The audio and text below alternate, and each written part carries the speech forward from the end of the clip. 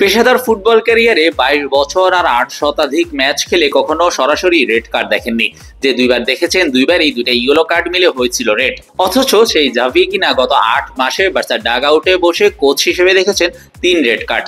সবশেষ ক্যাম্প নুতে পিএসজির বিপক্ষে চ্যাম্পিয়ন্স লিগের কোয়ার্টার ফাইনালের সেকেন্ড লেগে ম্যাচের 56 মিনিটে।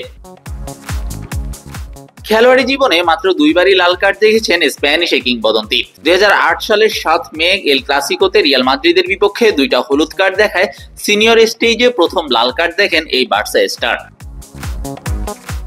পরের ঘটনা 2018 এপ্রিলে। সেবার অবশ্য মাঠে ছিলেন না। কাতার কাপের ফাইনালে ডাগ আউটে ফেরার পর তর্কে জড়িয়ে প্রথম হলুদ কার্ড দেখেন। খানিক পরে দ্বিতীয় হলুদ কার্ড দেখায় সেটা হয়ে যায় রেড কার্ড।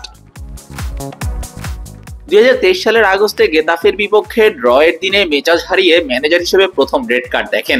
2024 মার্চে অ্যাথলেটিকো মাদ্রিদের বিপক্ষে দেখেন কোচিং ক্যারিয়ারের দ্বিতীয় লাল কার্ড। আর সবশেষটা গত রাতেই। শাহরিয়ার শাওন, স্পোর্টস বাংলা।